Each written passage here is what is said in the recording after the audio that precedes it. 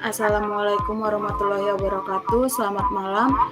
Di sini kami akan mempresentasikan hasil dari laporan kami tentang pemodelan dan simulasi sistem analisis dari sistem hilir sebuah produk agroindustri yang dimana kelompok kami memilih biji kopi menjadi bubuk kopi.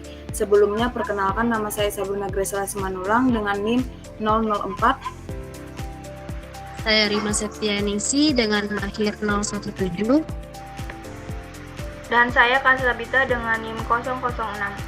Nah, latar belakang kami memilih kopi ini karena pada Provinsi Lampung ini menjadi salah satu wilayah perkebunan kopi utama yang dimana penghasil kopi terbesar kedua di Indonesia. Kopi ini juga memiliki kualitas yang sangat bagus, serta nilai tambah kopi ditentukan melalui pengelolaan yang terstruktur, mulai dari penerimaan bahan baku, produksi, distribusi, hingga pemasaran, sehingga menghasilkan bubuk kopi dengan kualitas dan daya saing yang tinggi. Nah, tujuan kelompok kami memilih kopi ini yang pertama itu mendeskripsikan sistem hilir agroindustri kopi di Lampung.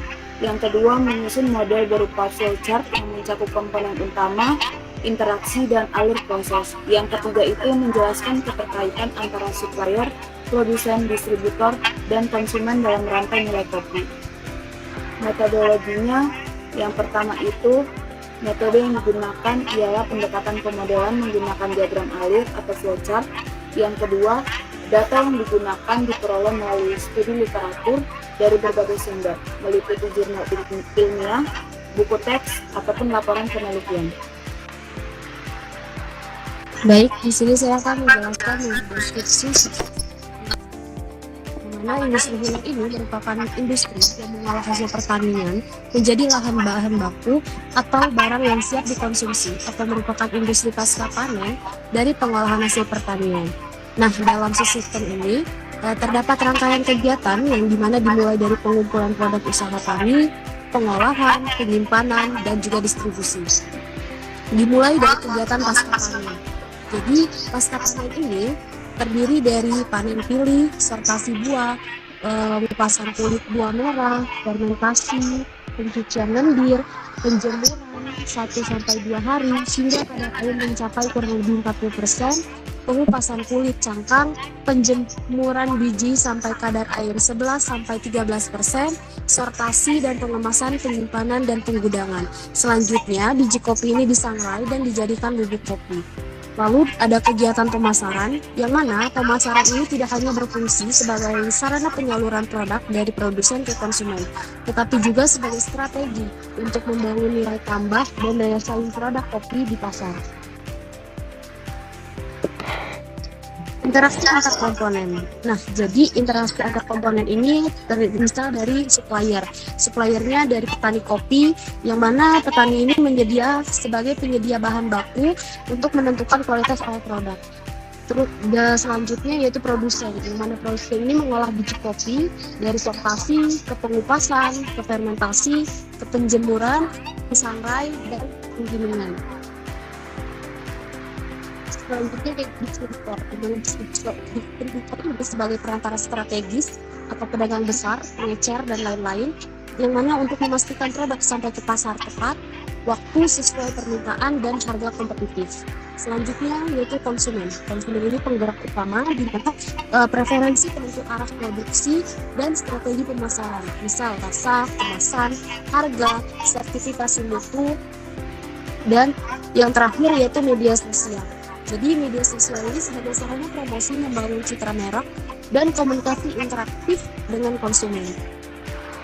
Selanjutnya di sini saya akan menjelaskan flowchart sistem hilir biji kopi menjadi bubuk kopi. Rangkaian hilirisasi kopi ini diawali dari peran supplier atau petani yang menjadi pemasak utama bahan baku berupa buah kopi. Selanjutnya buah kopi yang telah dipanen ini kemudian dikirim ke unit pengolahan sebagai bagian awal dari sistem hilir agroindustri.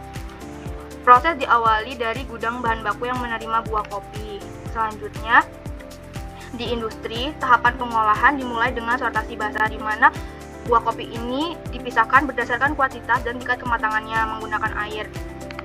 Selanjutnya, proses pengupasan, di mana buah kopi ini dipisahkan berdasarkan kualitas dan tingkat kematangannya menggunakan air. Selanjutnya, proses pengupasan, di mana buah kopi ini dipisahkan berdasarkan kualitas dan tingkat kematangannya menggunakan air. Selanjutnya, Buah yang layak selanjutnya itu diproses melalui tahap pulping atau pengupasan kulit luar buah kopi sehingga menyisakan biji yang masih dilapisi lendir. Tahap selanjutnya dilakukan fermentasi. Kemudian setelah fermentasi selesai itu mengalami tahap pencucian dengan menggunakan air bersih hingga benar-benar terbebas dari sisa lendir atau hingga lendir-lendir yang menempel pada biji kopi hilang. Ini adalah proses pengeringan di mana biji kopi ini dikeringkan dengan mesin pengering hingga kadar airnya mencapai 10-13% agar dapat disimpan dengan baik sebelum masuk ke tahap berikutnya. Setelah kering ini, biji kopi kemudian melalui proses huling, di mana pengupasan lapisan kulit tanduk yang masih membungkus biji kopi tersebut. Selanjutnya setelah dilakukan proses pengupasan, dilakukan sortasi kering untuk memisahkan biji yang cacat atau rusak sehingga hanya biji berkualitaslah yang diproses lebih lanjut. Selanjutnya biji kopi itu kemudian diproses lebih lanjut melalui penyangraian atau roasting dengan pengaturan suhu berkisar antara 200 hingga 205 derajat Celcius selama sekitar 15 menit. Kemudian dilakukan proses pendinginan. Setelah dingin, maka proses selanjutnya yaitu penggilingan halus kopi. Dalam proses penggilingan ini akan menjadikan kopi yang awalnya berbentuk biji itu menjadi kopi bubuk dengan menggunakan alat penggilingan. Tekstur penggilingan ini tidak terlalu kasar dan juga tidak terlalu halus. Selanjutnya dilakukan proses pengayakan untuk menghasilkan bubuk kopi yang lebih halus. Pada tahap terakhir, bubuk kopi yang sudah sesuai standar ini kemudian dikemas dengan berbagai ukuran seperti 50 gram, 100 gram, 250 gram, hingga 1 kg. Produk jadi ini berupa bubuk kopi disimpan terlebih dahulu sebelum masuk ke tahap distribusi. Selanjutnya, proses distribusi ini dilakukan melalui 3 jalur, yaitu penjualan langsung atau direct selling, penjualan online, melalui media sosial, dan melalui distributor pihak ketiga. Akhirnya, produk bubuk kopi sampai ke tangan konsumen. Baik, kesimpulan dari hasil kerja kelompok kami ini adalah sistem hilir agroindustri pada kopi yang di Lampung ini merupakan suatu rangkaian proses yang terintegrasi yang dimulai dari penerimaan bahan baku berupa buah kopi dari petani yang dilanjutkan dengan tahapan pengolahan pasca panen hingga menghasilkan bubuk kopi, kemudian diteruskan ke tahap distribusi dan pemasaran. Melalui penyusunan model dalam bentuk flowchart ini, keterkaitan antara komponen utama dapat divisualisasikan secara jelas, sehingga interaksi dan alur proses dalam sistem lebih mudah dipahami.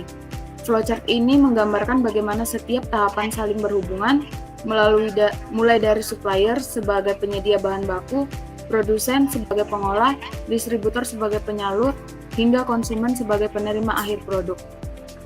Baik, sekian dan terima kasih dari hasil presentasi kami pada malam hari ini. Apabila ada kesalahan kata maupun penyampaian pada presentasi kali ini, kami mohon maaf. Selamat malam.